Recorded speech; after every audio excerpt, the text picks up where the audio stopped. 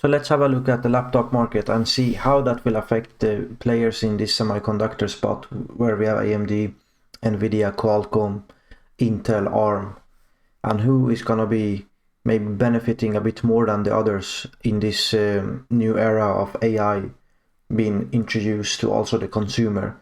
As you know that Nvidia has been taking up all the headlines for AI, especially because of the insane revenue increase due to their AI chip being ready much quicker than the competition. You can see the sharp uptick in Nvidia's revenue, and also if you look at the profit, you can see here how much Nvidia is profiting from this increase in revenue, which basically intends that there's a lot of margin also. Some of the other players like AMD aren't doing that bad either, but it's not in the same kind of place as Nvidia. Whereas also you have Intel that is really doing bad. But yeah, so in this specific video, it's most about the laptop market, and I think this is very interesting because Microsoft has basically kind of mandated, in a sense, a 40 TOPS requirement for laptops coming on the market to be able to run Microsoft AI Assistant Copilot locally on each laptop.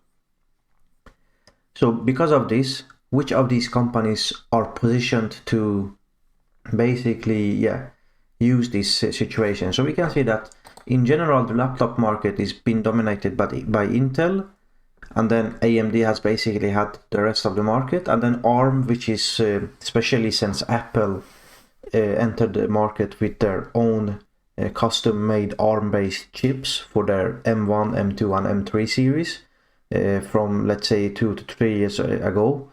They started to gain some market share. But yeah, so it's been now Intel dominance, and then AMD kind of taking a bit, but now we can see that also most people believe that ARM is also going to take quite a bit of market. So not only is Intel's position challenged by AMD, but also obviously AMD and Intel's combined x86 platform is challenged by ARM. But how big a threat that is, it's I mean, let's wait and see, but I think you would be it wouldn't be wise to not consider the threat of ARM, and mainly at this stage from Apple, but actually more so with Qualcomm, because Apple are kind of in their own space, with their Macs. It's not Windows based, so you could argue that how many people are on a yearly basis going from Windows to Mac. Maybe, I mean, there's certainly a few, but the vast majority are sticking either to Windows or Mac. So Intel has been really hitting the drums on, let's say, the AI, and earlier this year they introduced, actually late last year, but you could say the volume hit the market earlier this year in January and February with their Meteor Lake based CPUs and APUs.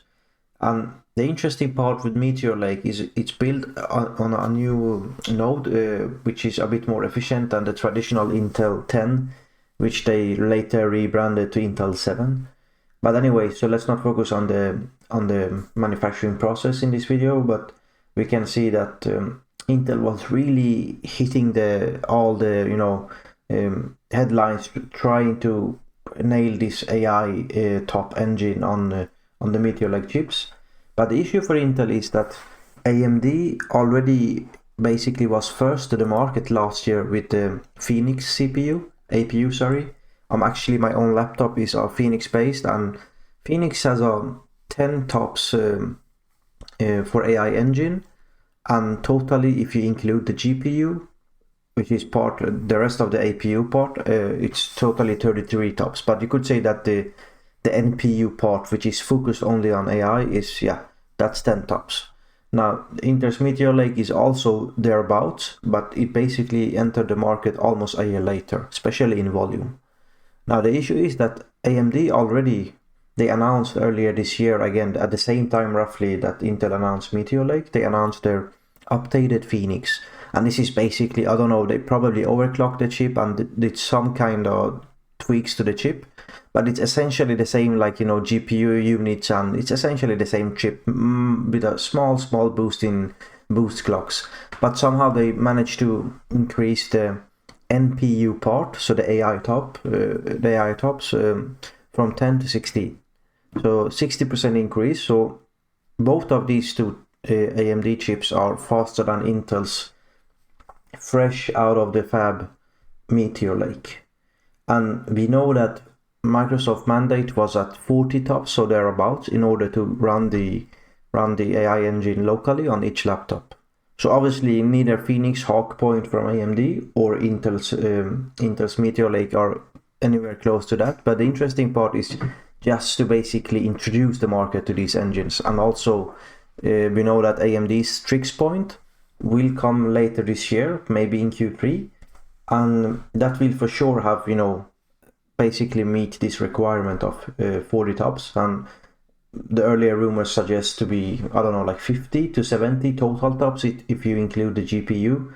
So yeah, AMD is really taking the lead here, which is why I think that when we look at this Intel chunk of market share, even if AMD and Intel totally lose a bit of market share to ARM each year that goes by, I think you will see the black part here, like the AMD share will, in relation to Intel, increase. And I think that's really interesting, because if you start to count on, I've tried to see how many laptops are being sold every year. So it looks like it's gonna be anywhere between 200 to 250 million, maybe 280 million on a yearly basis if you include every single laptop, and that includes also Macs.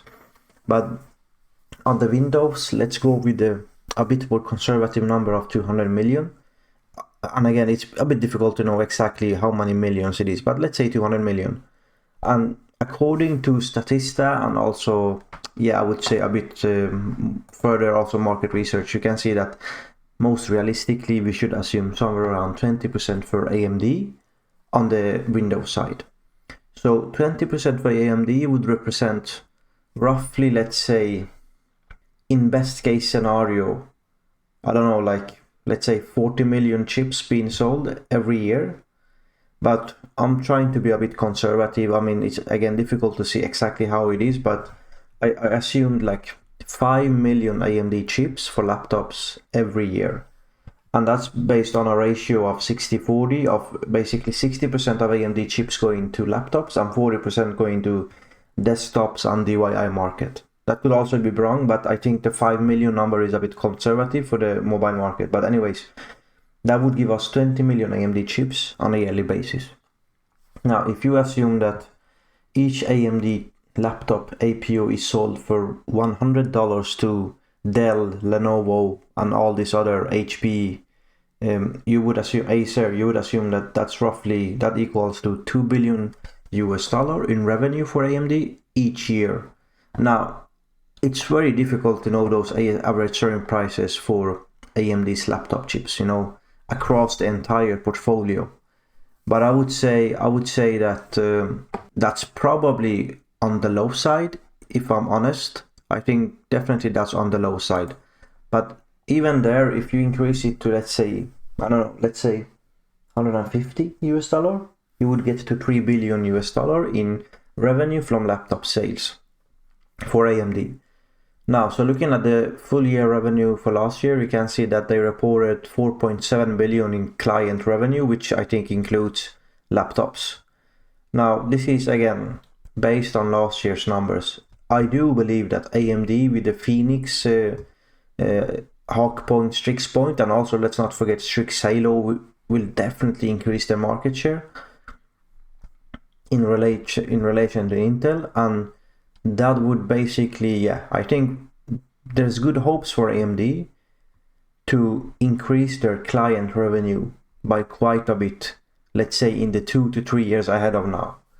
And I think maybe in best case scenario we could see something like, I don't know, doubling of this number here, client revenue from 4.7, maybe if everything goes right, I don't know, 10 billion maybe in 3 years.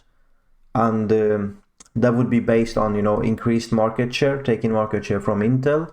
But as well, let's not forget that also with the chip that is called Strix Halo, so basically Strix Point is the more general laptop APU for 2024 for the high end, which is probably the real successor to Phoenix, because again, Hawk Point is just let's say a rebranded Phoenix with an improved AI engine or overclocked AI engine.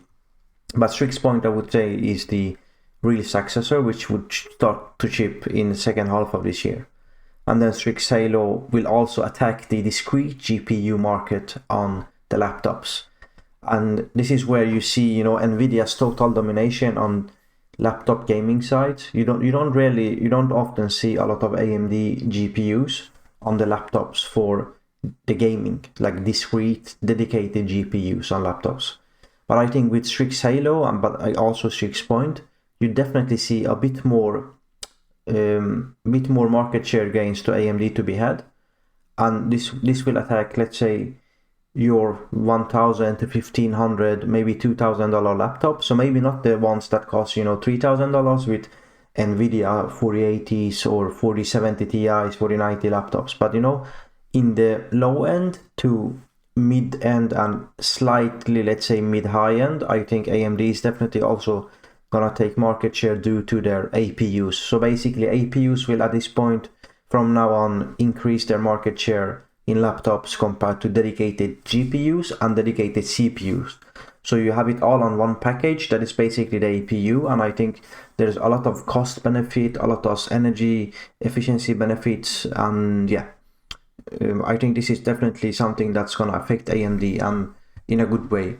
And going to the other companies, we have Qualcomm.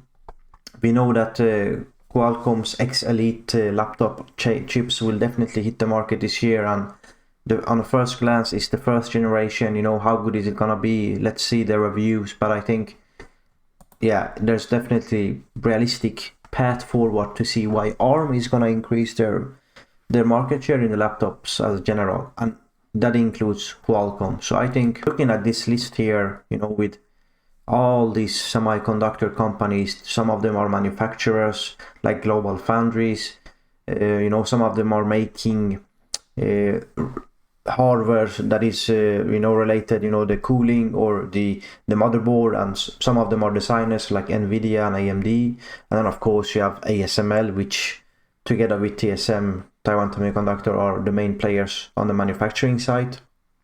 So yeah, it's a interesting play if you are looking at the semiconductors.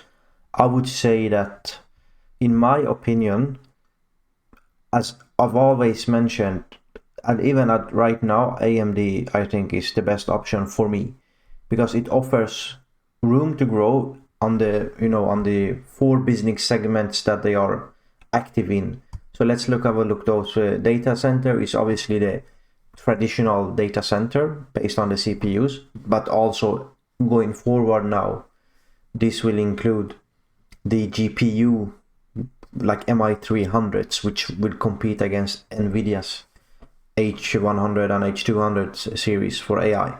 But yeah, so that's the total data center revenue that I think they will definitely gain market share and revenue at least. On this side, I'm quite confident, which is also a majority of the video is about this one. The gaming side, I think, yeah, it's difficult because we are now entering the mid-cycle for the current gen consoles like PS5 and Xbox.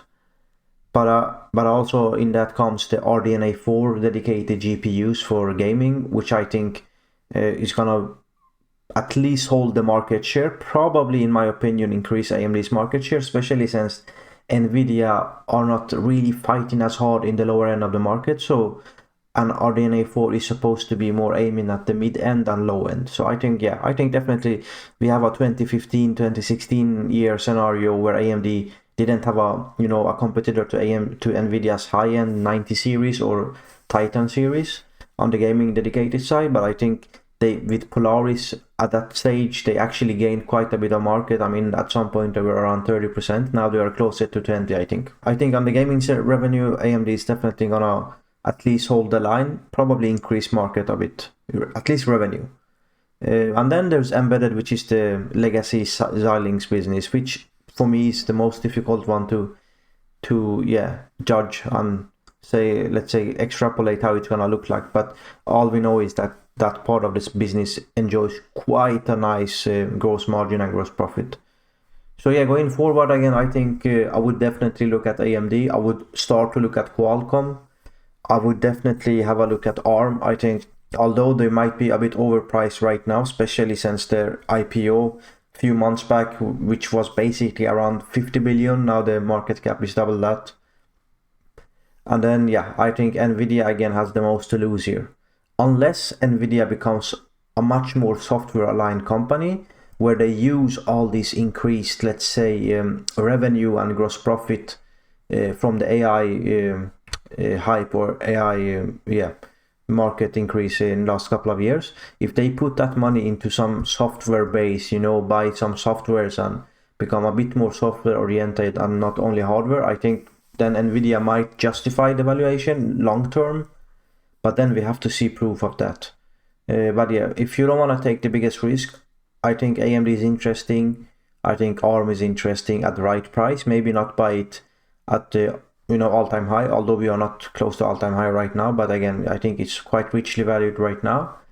Qualcomm would be interesting. Yeah, so that's my take for today and why I think Microsoft and their, let's say, AI mandate could definitely help AMD as a conclusion to gain more market share than Intel.